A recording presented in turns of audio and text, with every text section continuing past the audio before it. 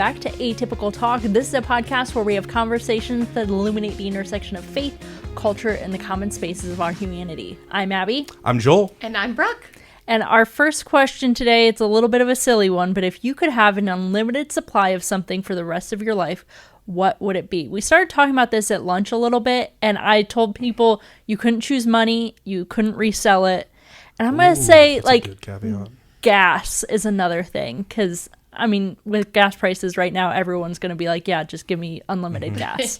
Yeah. So those are my caveats. So, Joel, what would you choose? Man, you can't make me start. You guys already had this conversation at lunch. I wasn't didn't go there. to lunch. Brooke wasn't at lunch. So, Abby, you've got to start then. I actually didn't answer at lunch, but I think my choice, just because we were at lunch and having chips and salsa and stuff, I think I'd want chips and queso, like an unlimited, chips and cheese. so I can have it every day of my life. I'm going to be so unhealthy, but it would be what I would want every single day. No, it's pretty good. Yeah. Yeah, that is good. On the unhealthy range, too, like, this is so embarrassing that this was my very first thought when I saw this question, but it was ice cream. Like, to have ice cream on hand. Yeah. There is nothing worse than being home and we finally get the kids to sleep and I'm like taking out the trash in our kitchen and just sort of picking up toys downstairs. And I'm like, I just need a couple spoonfuls of ice cream. And I go to our freezer and we're like out. No. It's like the worst thing ever. Yeah. And so I'm just like, man, if it was just always on hand, just the ice cream that I really loved, or any kind of ice cream for that matter, I'd be pretty happy. Yeah. I'd be pretty happy. The other part of it would be like unlimited supply of like sleep would be pretty great too. Like if I could just have that, like, and I would feel rested from a good night's sleep. What a fantasy. Yeah. I thought patience. So I was kind of on that same wavelength. That's funny. And also too. gas, which you said no. Yeah. So, but yeah, mine was patience. Also ice cream, but I also know like that's just no good for me. Yeah, I would do that. It's for actually the breakfast, best lunch, thing and that I dinner. open up that freezer and it's not there every Yeah. single time. Yeah. Right? Yeah. Well, and I also thought too, like, something that I feel like I buy so infrequently because I get like a big package of toilet paper, and then every time I'm like, oh my gosh, we're out. Like, I think if I could just always have that on hand and not have to worry about checking to make sure we have more in our pantry, like, that would be amazing. Yeah. I feel that way about laundry detergent. Oh, like really? Laundry. I feel like I always am like, rats, we only have enough to do like one load. So everybody put your essentials in here till I go to the store. Yeah. That's funny. Our first topic today is a Relevant magazine article titled Why Hopeful Skepticism is the Antidote to Cynicism. In a cultural moment defined by distrust and disappointment, Stanford psychologist Jamil Zaki argues that cynicism is quietly costing people more than they realize. In his book, Hope for Cynics, Zaki introduces the concept of hopeful skepticism as a practical alternative. Central to his argument is a key distinction. Optimism assumes things will work out, while hope acknowledges uncertainty and motivates action. Similarly, cynicism assumes the worst about people, while skepticism simply withholds judgment until evidence is gathered. Hopeful skepticism, then, is about paying closer attention rather than lowering your guard. Zaki encourages people to fact-check their cynicism, to ask what evidence actually supports their distrust before letting it shape their decisions. He acknowledges that many people arrive at cynicism through real betrayal and pain, especially from trusted leaders or communities. But he draws an important line between rational disappointment in a specific person and pre-disappointment. Research shows that cynics tend to experience more depression, anxiety, and loneliness, along with weaker relationships and poorer physical health. Communities built on distrust become more fractured and less functional. Cynicism may feel like self-protection, but Zaki describes it as a suit of armor that ends up suffocating us. Hopeful skepticism offers a better path, staying alert to what's broken while remaining genuinely open to being surprised by people. So, what did you guys think of this article when you first read through it? I thought that it put words to something that I feel really deeply, and I was really encouraged by the framing of it, because I think sometimes we do just look at the two categories of, am I optimistic, which is almost like pie in the sky, everything's going to work out, it's all good, and cynicism, nothing's going to work out, everything's broken. And I feel like hopeful skepticism gives us this middle ground that's actually, I think, rooted in reality, but also the reality of the gospel and that Jesus is alive and that he is bringing his kingdom here, like all at the same time. So I found it really helpful. But I wanted to ask you guys, like, how do you paint yourselves? Do you see yourselves more as an optimist or a skeptic or a cynical person? Like, how do you think you are? How would your spouse describe you in that way when you think about those terms? Yeah. I think I have a balance between either being optimistic or cynical. Oh, extremes. Yeah. Very, very extreme. It just depends on the situation. Like, if it's someone else, like, say my husband's bringing a situation to me, I'm optimistic. I'm like, I know it's going to work out. Everything's going to be great. But if it's a situation that only affects me, I'm like, it's going to be the worst possible situation. Like, everything's going to fall apart the moment that I step it, like your anxiety takes hold a little bit. So it just Yeah. depends on who is in the situation and like what I'm looking at it from. Yeah, I would agree with you, Abby. I feel like outsiders' perspective of me would probably be that I am more of an optimist. But yeah, to ask maybe myself or Matt, my husband, maybe would say the same. Like, very optimistic when it comes to like other people's circumstances. Not always optimistic, not because I don't want to be, but because maybe sometimes I do let anxiety or doubt kind of take more root than I want to give it credit for. And so, yeah, I think it's both for me too. Yeah. And I think it's also easier to see the good in other people's lives, but like you always have this doubt because you're like, well, bad stuff has happened to me, even though there are good things that have happened to you too. Like, you just always default to thinking about the bad things first. I think I'm similar in that way, but a little bit opposite on how it plays out, where I feel like I'm just kind of bent cynical to start. And it's a lot of times I'm bent cynical towards other people to be like, I'm honestly, this is like a question that I wrestle with. And it's like an eternal wrestle for me is like, can this person really change? Will this person really change? And I can be really cynical when I look at other people and not as much dealing with like self-doubt about myself, but more of when I look out at other people, I see like, gosh, that's just the same old thing. Or I'm so quick to see patterns in people to where I like need to remember the gospel for myself. And Jesus does change people, and think about Jesus has changed me and that he can do that in anybody. But like, that's where I feel like I'm a little bent cynical. And I am just also like, I am so good. My wife would probably tell you at like shooting darts in the optimism balloons of people to where I'm like, that's not based in reality. You know what I mean? Like, I'm like so quick, and I hate that about myself. But like, that's where I can dwell sometimes. I don't want that to be in the driver's seat. And maybe you guys could speak to this better working with me. I don't think it's ultimately in the driver's seat of how I live and how I work and stuff, but like, it's a big struggle for me is just being cynical of like, well, we tried that before and it won't work. People won't do that. People don't this. And, and it's something I have to wrestle with a lot. So, and that's one reason I think that this article and in this book, honestly, from Zaki, it really speaks to this middle ground that I think is rooted in reality, but also not hopeless. So I appreciated that. Yeah. So do you feel like hopeful skepticism is the healthy approach?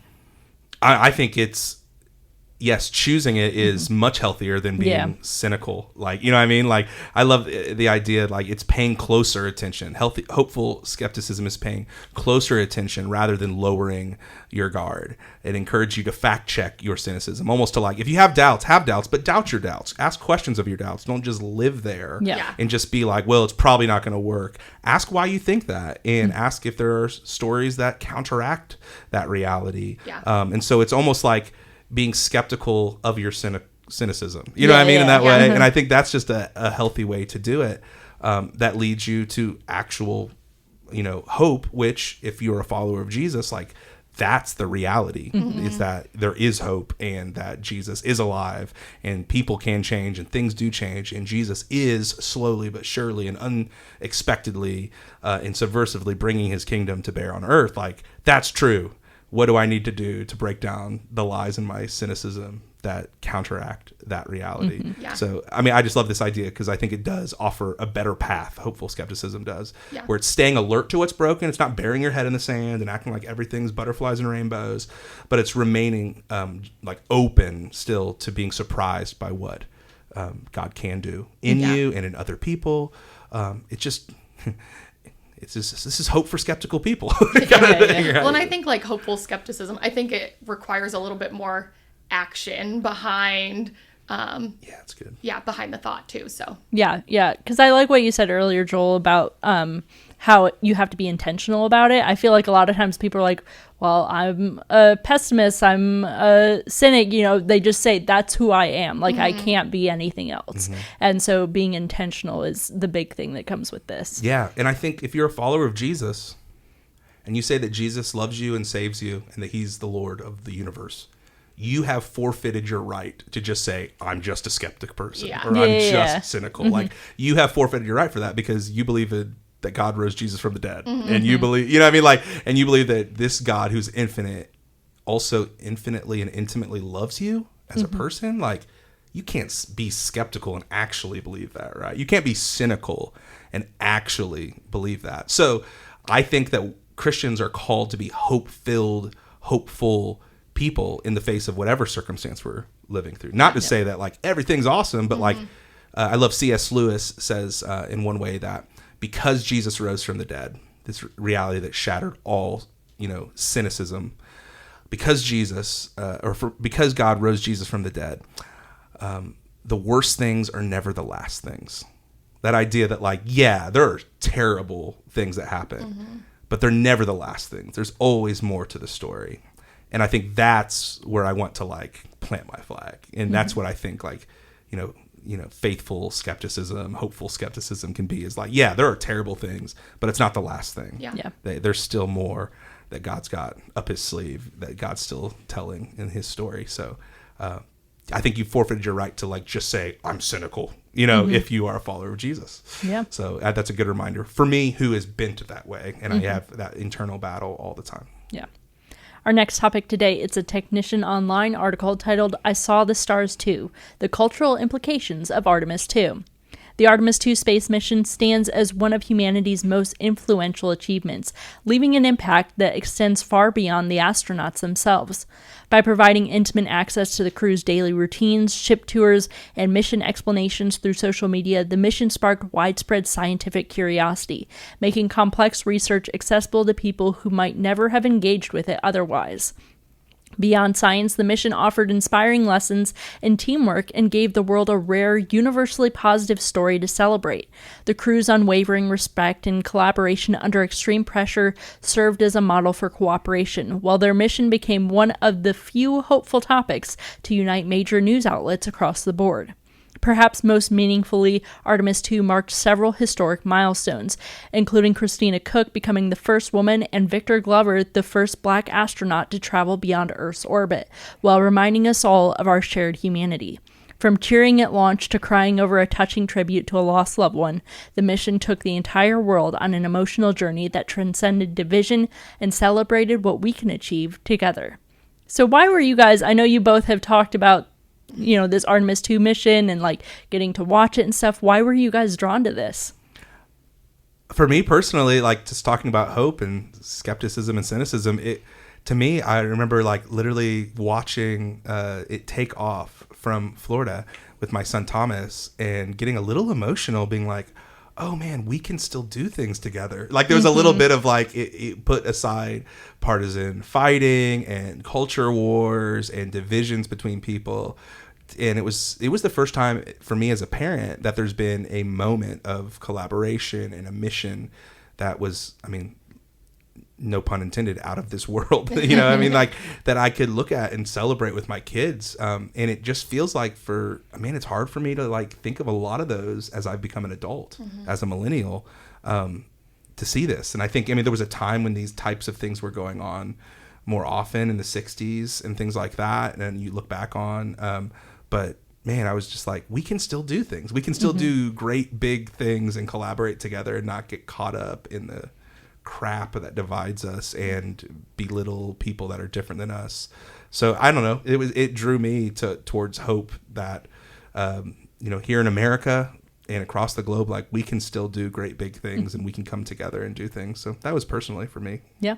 I loved hearing all of the different clips just on like Instagram reels and stuff of all of the different perspectives of like the community that they formed together, the four of them, and the friendships that grew, and just like their own personal experience that they've even mentioned recently they feel they haven't completely processed yet. Like it's probably going to be a long, lengthy time for them to fully process that experience and the things that they saw together. So I've loved all of that, but I also just love like the facts. Yeah. I was telling Abby, like, I just cannot wrap my head around some of the information, like 25,000 miles per hour it had reached at like some of its peak times. And I'm like, okay, how many miles is that? So I broke it down by miles. She's got stats. Per minute or whatever. And so I wrote this down. It's roughly 400 to 420 miles per minute. So, and that's at peak speed. So to put that into perspective, that would be like from flying from Indianapolis to Chicago in about a minute. That's crazy. Whoa. That's wild. I cannot wrap my head around it. Yeah. And I've looked at some of the photos like that NASA has put up on their website, and first of all, these four people have incredible photography skills. Yeah. I just wondered, they had to be planning some of these shots because they were so incredible. Well, they took like 2 days worth of courses with professional photographers so that they knew what they were doing, knew how to adjust settings on the camera and stuff. I just thought like even details like that, like they were like, we're going to make this look good. Yeah. Like we're going to make the most out of this trip. I thought that was really cool. Yes. Yeah. My husband and I, we actually went down to Florida to go watch the launch back in February when it was originally supposed to happen. Yeah. But we were able to see the rocket on the launch pad, and my husband got some really cool photos of it and stuff. So he loves everything NASA. So I was drawn into all of it.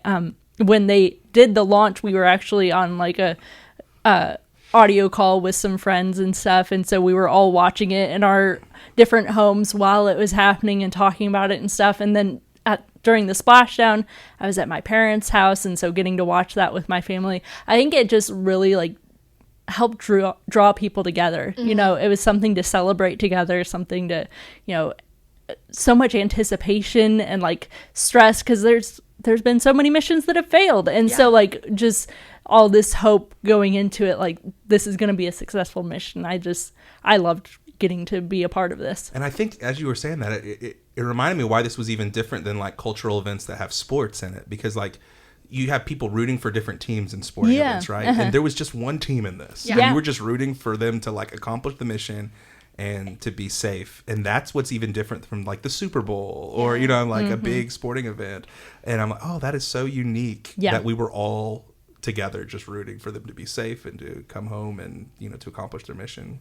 Which, where else have we had a moment like that as a world? Right. As humanity. So that is just so unique. And, you know, another thing that like just drew me to this is it's just the reminder of how small we are and how like big the universe is and space is. I mean, this is just literally our moon, but then you read some of the stats and you think about some of the things that even Brooke shared, and like you see pictures of how the world looks like just the earth looks like a little blueberry. You know what I mean? It just like, it right sizes you a little bit to be like, oh man, like I am not the star of the show. You know what I mean? And also, you know, I'm not the star of the show, but also like how much like this infinite God, I believe, loves me and cares about me and the intimate details of my life. And it's going to get even more intense as we learn about aliens in the next couple months that are being real. So there's a preview for an upcoming episode probably. But yeah, like we're actually pretty small and God's universe is pretty big. So who knows?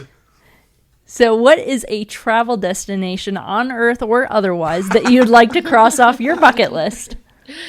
I was texting Matt about this during lunch, and I was like, what if my destination is just being able to go to Disney World and see my kids' faces, like the magic on their faces?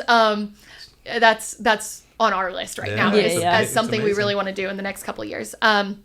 But I also have talked with Matt so much about just wanting to go travel Europe as a whole together.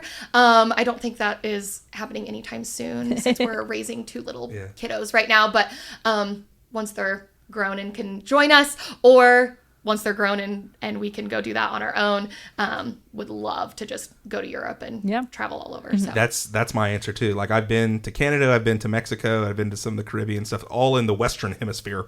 But I would love to hop around Europe, Western Europe specifically, which is so strange. Like, my wife spent some time her last semester in college in Western Europe, and it was just so weird. Like, the way that she would go to different countries in Western Europe would be like me going to Ohio or Chicago. Like, it's just like, oh, we're living in Scotland, but we're going to Paris this weekend. It's just this wild thing. And so I would just love to see that. And one of the things I've just come to, like, actually, I guess I knew it, but I hadn't really sat and pondered it. But, like, America is a really young country. You know, it's only 200. We're celebrating 250 years this year, right? Like, and Europe is ancient. Yeah. You know what I mean? Like, and so there are buildings, so many buildings and things in Europe that are like so much older than the nation of the United States of America. So I would love to go experience some of that, and that's on my list too. To hop across the pond and see like England, London. The joke around our house is that the first time that I'll be able to go to Europe is if U2 does a farewell tour in Dublin, Ireland. And that would be like, Megan's like, I know you'll go on that trip. And I'm like, you don't have to talk me into it too hard. That's funny. What about you, Abby? So I would love to visit more national parks. I thought you were going to say Mars when she said I've visited a few, but there's one that's like really at the top of my list, and you have to plan way in advance to go to it. But it's called Isle Royale. It is it's in Lake Superior, and you have to fly to get to it. And there's a little restaurant and a little like gift shop and small little like store to buy your essentials, but that's it. The rest, like, you have to backpack through the island. You can take kayaks and like float, because it's a cluster of a few islands. You can take kayaks and float around and go to the different islands. I think it would be this so sounds much like fun. my nightmare, and this is like her adventure. It sounded lovely to me until you said kayaks, and I'm like, I know. But get your essentials, and you're off on like the Oregon Trail. There's islands. like wolves and moose on the island. Like, I think it would be just you have to sign cool so many waivers to go. Definitely. Only 30% of the people return. But I've never been on like a true backpacking trip, so I feel like I'd have to do some not there first just to see that I could actually survive it. But I think that would be so cool. Like, I love camping. That would be like my ultimate camping destination. Oh yeah. Yeah. I'm someone's going to give me crap that I did not mention that I'd like to go to the Holy Land. Oh yeah. But I do. I actually would as well. I really, really do someday. Yeah. I want to go. And my friend Marty Solomon keeps trying to get me to come on one of his trips. But it's like 14 days, and I can't leave my wife with our 3 kids for 14 days. I just can't do it right now. It's not your season. But I would love to do that as well. And that might be just as dangerous as the Royale of having dreams. Yeah. So our last topic today, it's a religion news article titled Gen Z Women Are Losing Their Religion. A new report from the Public Religion Research Institute reveals a significant shift in America's religious landscape. Young women are increasingly leaving organized religion. While women have historically been more religious than men, 43% of women under 30 now identify as religiously unaffiliated, up from 29% in 2013, actually surpassing unaffiliated young men at 35%. Experts attribute this shift to a disconnect between young women's values and the traditional gender roles promoted by many conservative religious institutions. Some religious leaders, known as Theo-bros, have gained online prominence advocating for highly traditional gender norms, a message that appears to be pushing young women away rather than drawing them in. Despite this, women still make up about 60% of active congregation members overall, and researchers note that the broader rise of the religiously unaffiliated has largely plateaued nationwide. So did you guys know about these stats? I'd heard about it. Yeah. I'd heard about it. Mm-hmm. I think in some regard, anecdotally, I know quite a few women that have gone to church for their whole lives who have, over the last couple of years, just dipped out, and it's not been a part of their story. But I'd like to hear from you guys on it. Like, how did you guys receive these stats? And like, do you have stories that go along with them? I know they don't represent your guys' specific lives with working at a church, so you have to be here on Sundays. But yeah, like, how did you guys receive that? I didn't really know that specific statistic that there were. I mean, that it's like the first time ever that more men, young men than young women. Yeah. Yeah.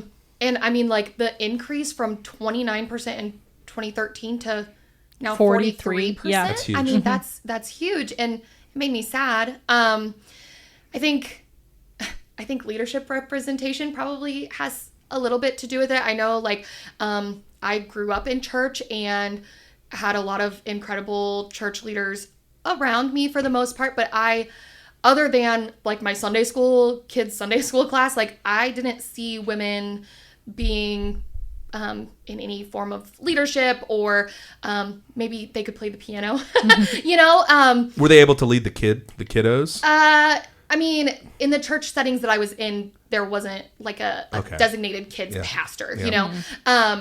So yeah, they were allowed to like teach in the Sunday school classes, which was great. But honestly, like, I didn't even really think about having opportunity to work in ministry until I was working in ministry, really. Yeah. So I think that's part of it, is just like being able to see women leadership and having a voice. Having a voice, and seeing women who are leading, you know, in your small groups, in your kids' rooms, and your student activities, just building, you know, those connections and having women role models within the church, I think makes a big difference too. So yeah. I had first heard this stat just a few months ago, and like my first reaction to hearing it, I was like, oh, it's because, you know, you have these like male podcasters basically that are the Theo Bros that are like really pushing towards traditional, like, women need to stay home, they don't work, they are, you know, cooking meals every day. Like, that was my initial reaction. And so the fact that the article also mentions that, but I also feel like it couldn't just be that, just because there are, like, I feel like that's not the majority of churches that are pushing that.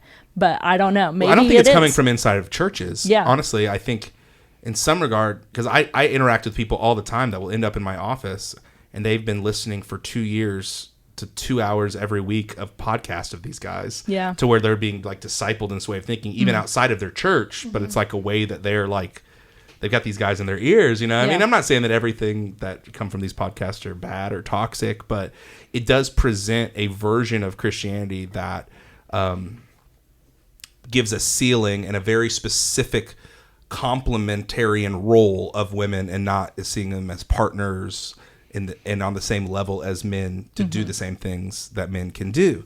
And so I think, to Brooke's point and to Abby's point as well, like, I think sometimes women are seeing, well, is that what Christianity is like, I'm pushed to the sidelines.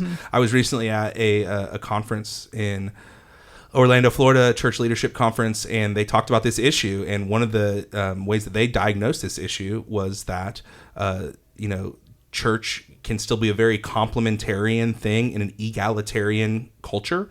Complementarian meaning that, like, women have their roles and men have their roles, which is men lead and women help kind of thing. But our culture is very egalitarian. We see, not in America, but in every other major democracy across the globe, there have been women presidents and leaders. They can lead there. They're leading so many Fortune 500 businesses now, and they're leading, you know, so many different nonprofits and organizations. But, like, the church is saying, well, like, your voice is not made for this. Your voice is to just help with the kids and that kind of thing, or to, you know, support your husband in this. I think that's a part of it. I think the rise of Me Too, and then subsequently Church Too, that kind of thing, where there's been a lot of church abuse that has come to light, not only in the Roman Catholic Church. We cannot just point fingers at our brothers and sisters over there, but it's inside of evangelical churches and every kind of church size model where there's been abuse and women being taken advantage of and silenced in just despicable ways. And I think the trauma of that, you better believe it's going to be hard for a person to ever have a healthy association with the church after they've been hurt by someone who's supposed to speak on behalf of God. I mean, talk about a really unhealthy relationship there. So I think it's a combination of a lot of things. And to me, it's, you know, it's sad, but also it's just, again, it gives me this kind of like call to like tell a different story. And like, you know, we can do better. We can do better. And honestly, we can do better. And there's probably people that are listening that might hold more of that complementarian view of men and women, and that's not what I hold or what Bridgeway holds, being an egalitarian church. But I can respectfully, you know, disagree, and we'll take communion together. I'll see you in eternity. But like that kind of a thing. But I mean, being egalitarian in the way that we try to hold theology, like it's deeply rooted in Jesus. It's deeply rooted in the New Testament. It's deeply rooted in the trajectory that God has always been moving people forward and giving voice and name to women as equal partners. You know, one of my favorite little Hebrew tidbits, just to get Bible-y and nerdy in this moment, is, you know, you see in the very beginning of the creation poem in Genesis 1 and 2, you know, God gives Adam, the first man, what's called a helpmate, and in our English, or a helper. And that phrase helper and helpmate has been so used to talk about women as just, you know, assistant to the regional manager, someone who's supposed to help their husband accomplish his goals. But if you look deeper into that original word that's translated, it's edzer kenegdo, and that doesn't just mean helper. It's so much bigger than that. And actually, that same word is used all throughout the Old Testament, not to describe women, but to describe God, who comes and rescues and supports and saves Israel. And it's like a military term of being big and bad. So again, not like the little assistant, you know, nanny kind of thing going on, but it's also edzer kenegdo, this idea of two things leaning up against each other to push against each other to help them prop each other up, to lift each other up. And so it's that help that opposes that actually helps you get where you want to go, is edzer kenegdo. And oh man, if we can just recapture that vision of it not being a helper that's weak and subservient, but more that it's like there to rescue and to assist, and to bring hope and to like push against us so that we can become who we're supposed to be. Like, oh my gosh, that is such a picture of my wife Megan and our marriage, as someone who like leans against me and pushes me to be who I'm called to be when I forget it. And we all need that, and women need that from men, and men need that from women, and we're just better together.